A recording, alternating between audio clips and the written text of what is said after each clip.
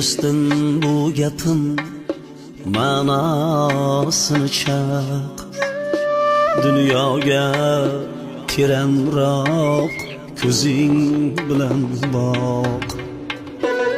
Ey do'stim bu gapim ma'nosini chaq, dunyoga teranroq ko'zing bilan boq.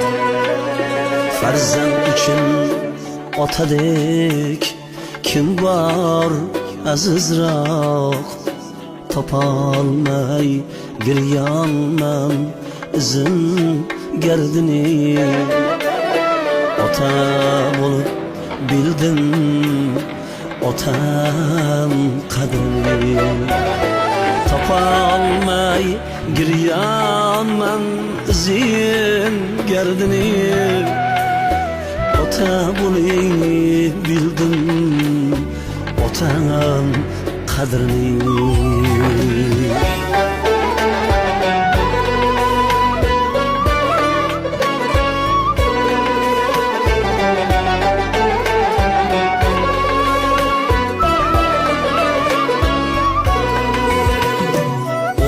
Ko'rdim diye do'ppisin otgan, kulsam kulib ah desam birga dard tortgan.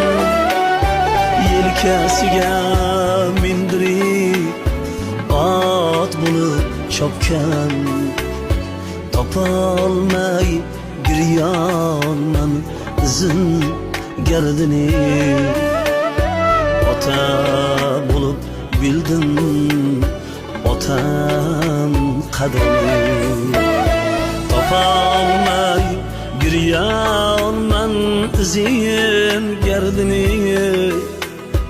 Ota bo'lib bildim otam qadrini.